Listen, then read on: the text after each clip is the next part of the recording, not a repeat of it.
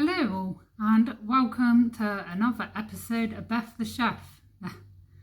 So hope you're all well, and we're on to the next one. So this episode is going to be another Fakeaway special, because Fakeaways are always good at the weekends, a little bit of indulgence, and half the price, maybe half the calories. So this one, I suppose I got a little bit of inspiration as almost like a pet hate, because samosas, I love the taste of samosas, the nice crisp butteriness of the filo pastry against the softness and the pungent flavours of the filling. But one of my pet hates is nowadays you barely get any filling. It's all just pastry. You could say that with the pasties as well. But I'm going to show you how you can jam pack your samosas and do them at home, because it's actually a lot easier than you think. So we've got a fair bit to crack on. An interesting thing is, obviously you're going to see later on, but how the folding process is of the samosas, because until I started making them, I've always wondered how the folding occurs. So we've got a fair bit to crack on again, so let's cook. Right, so I've gathered everything up towards the mango chutney. So what I've got here is, I've strained about 2/3 of the syrup out, but it's a can of mango slices, 2 medium garlic cloves, or 1 if they're bloody huge like this one is. I've got 170 grams of sugar. It's just caster sugar. 180 ml of white wine vinegar. A saucepan. This is to toast our spices later. To which, for the spices, quite dark there because of the nigella seeds, but there's a teaspoon each of nigella seeds, there's cumin seeds in there, ginger powder, and one of my good old favourites, the cardamom. It's a nice dry pan.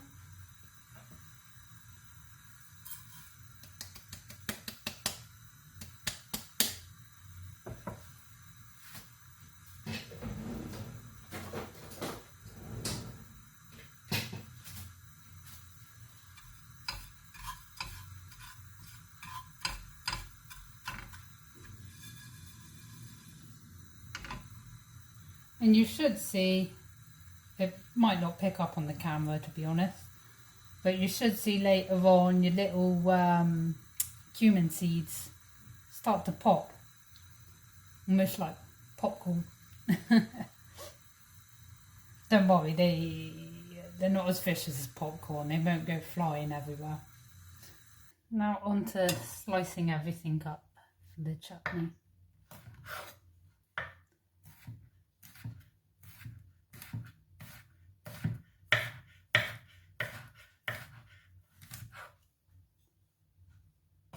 Do thin slices of garlic. Nearly said mango then. And then roughly dice it up, because it'd be nice to get a nice bite of it here and there. Might wake you up a bit, wake your senses up.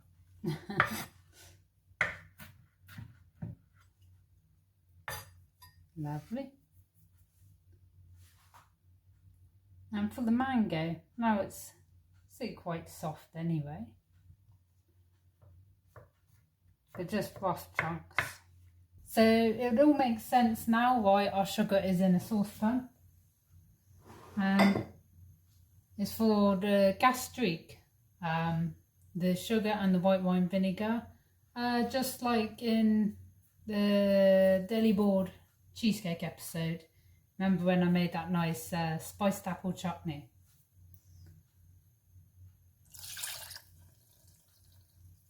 So in goes the vinegar. Just gonna get round.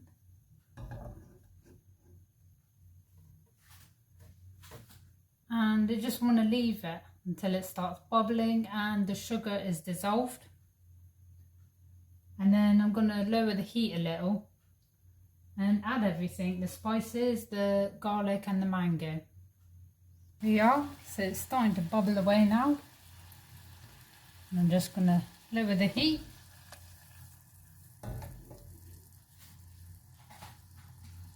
It's just some syrup in there from the mangoes.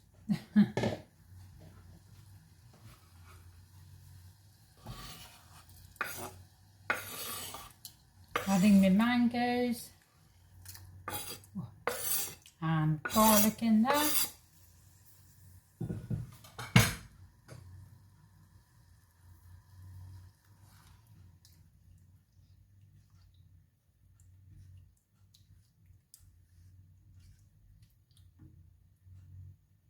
And stir and mix in your spices.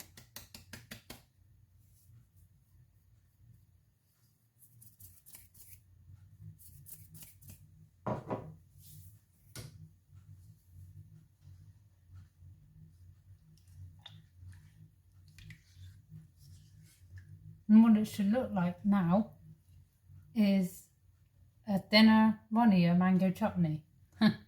So obviously we need the time for it to reduce. We are, so if we have a look, we are there with our chutney consistency.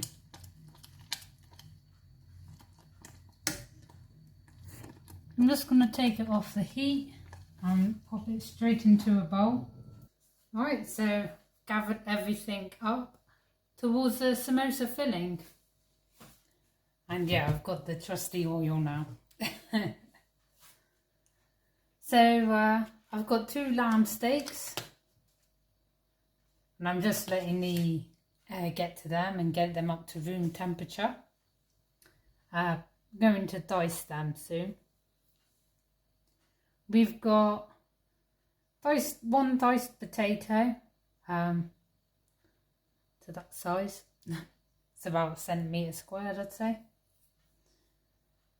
1 diced clove of garlic, 1 diced white onion, a handful of frozen peas for later on, and a lovely pot of spices again.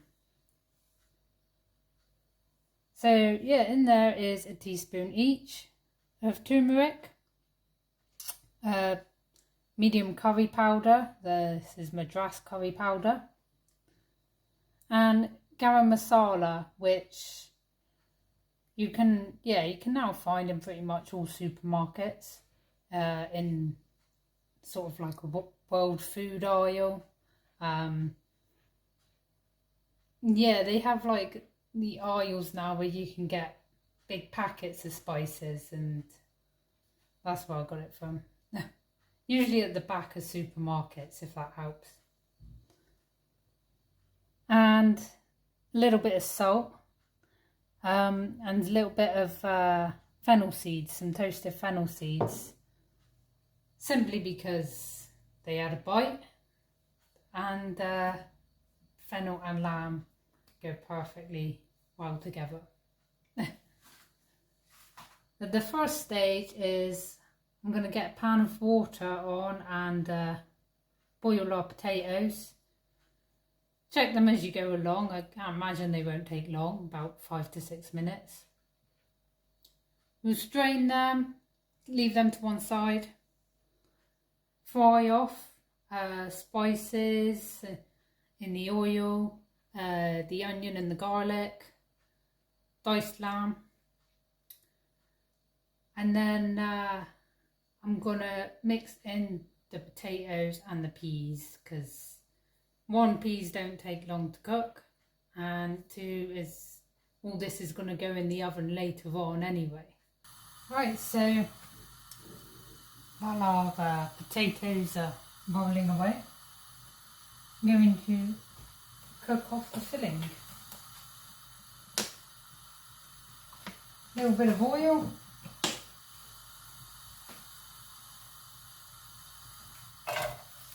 Start with the onions.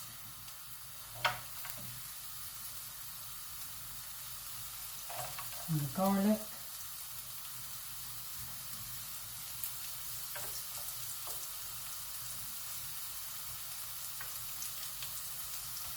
And yeah, it's just these elements and the spices. You don't want to add any liquid because you want to shape and be able to fold your pastry right, and you don't want no soggy bottom. Which makes the dips all the better, really.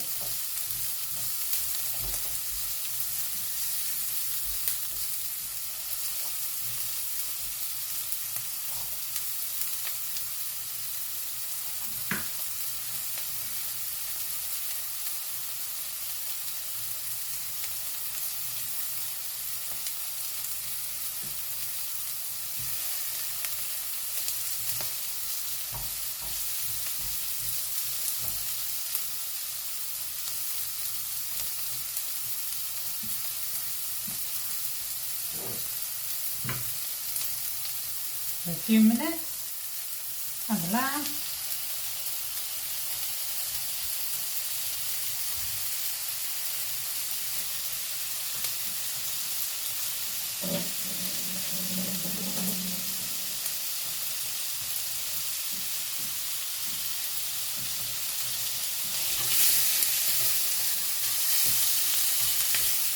And brown off nicely.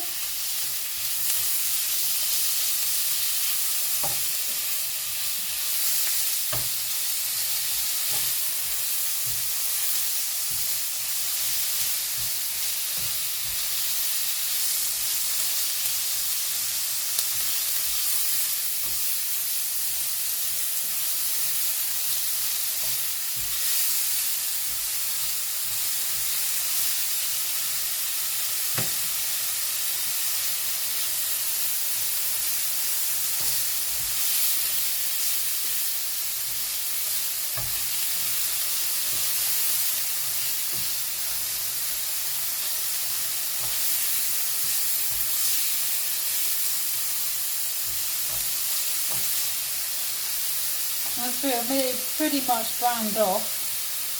I've lowered the heat. I'm just going to add all the spices in. That stolen bit of turmeric.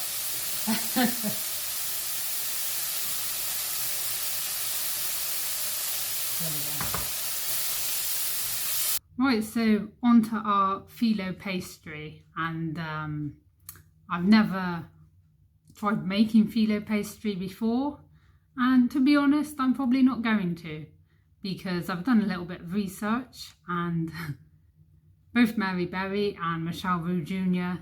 say it's pretty difficult to make, so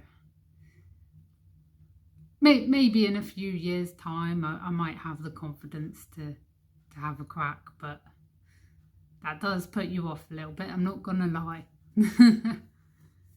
So yeah, we've got some bought pastry, but there are a few things to consider with it. You don't want your phyllo to dry out, so you'll see later on, but you need 2 damp J cloths, and keep dampening them, making sure they're nice and moist as you go along. You're going to sort of sandwich the phyllo between them, otherwise it will simply dry out and crumble. Philo is a bit of a diva in the pastry world. So.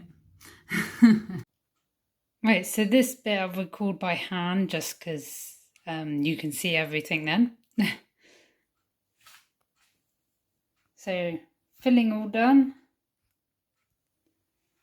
I've got my tray ready. Just a tray lined with greaseproof paper. Philo pastry, my J-cloth's ready to go. And some butter which I'm going to melt. And this is going to help brush the phyllo to seal the sides when folding. Making samosas.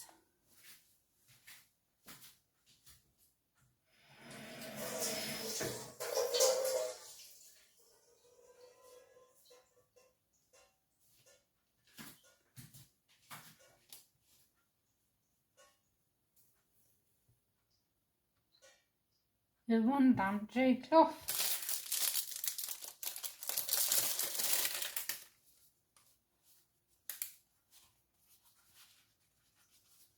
Find the centre. There.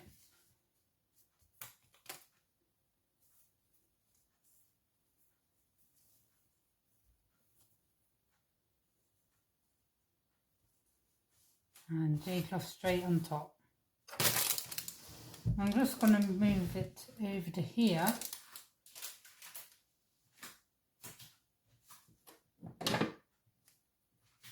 And we need another chopping board.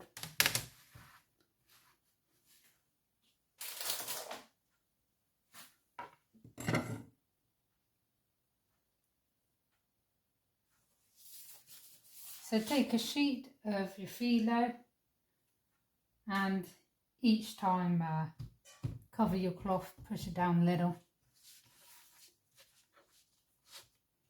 Now, I'm going to cut in half lengthways. This has to be very delicate.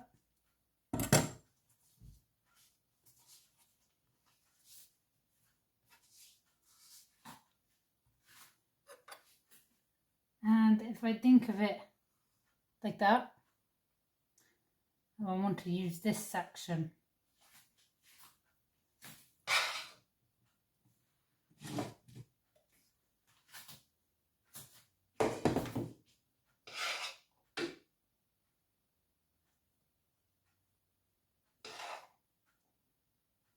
Let's get some nice bits in there, a bit of everything, but even though we're packing them up, be sure not to fill them up too much.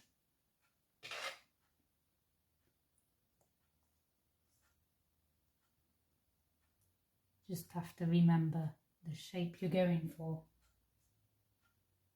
Should be good.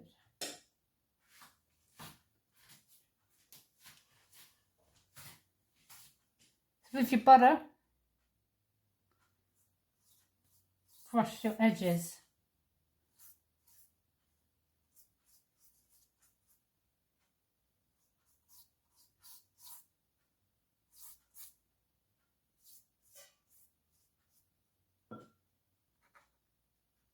Take this corner,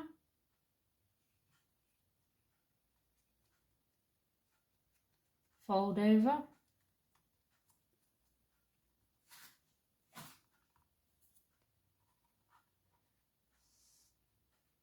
as you can see they're very delicate. Fold that over again.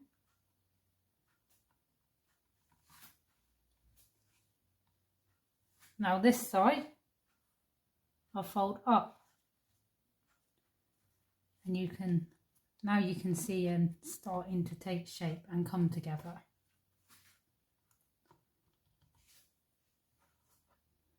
The little excess bit, fold up just to cover any breakages if there's any. And using thumb and your finger, just pinch along, make sure everything's sealed there.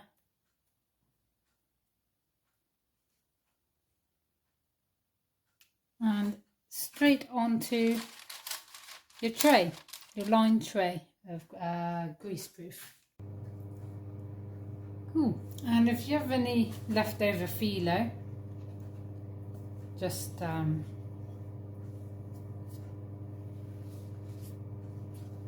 yep, that still feels good. Check the cloth still feels damp. I'm going to refresh this one.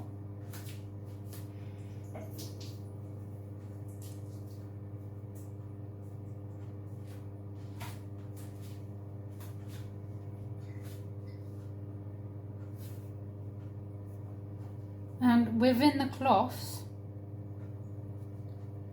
tuck them in. Just wrap your phyllo.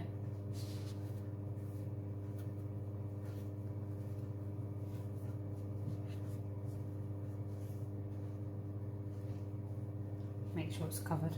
There we go.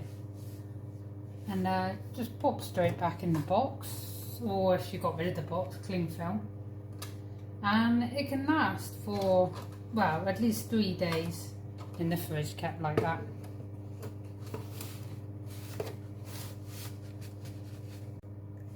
As for your parcels, I needed an extra tray because it turns out this makes 8. And you can feel that as the phyllo has dried a bit, it's firmed up.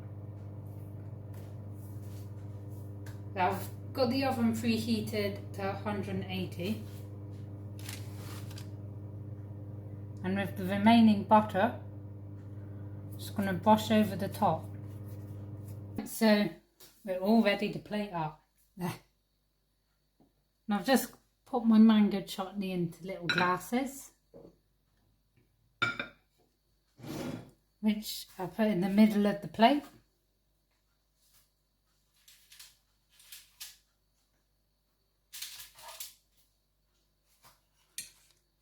I'm just going to get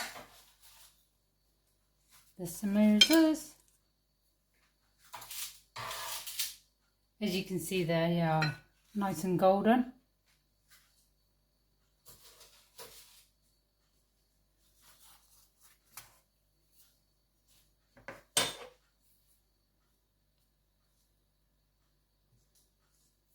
And I'll just finish off with some fresh coriander for a bit of colour against the black plate.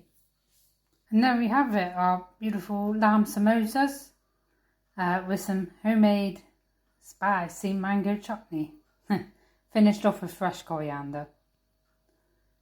So spread the word, Beth the chef, and join us next week.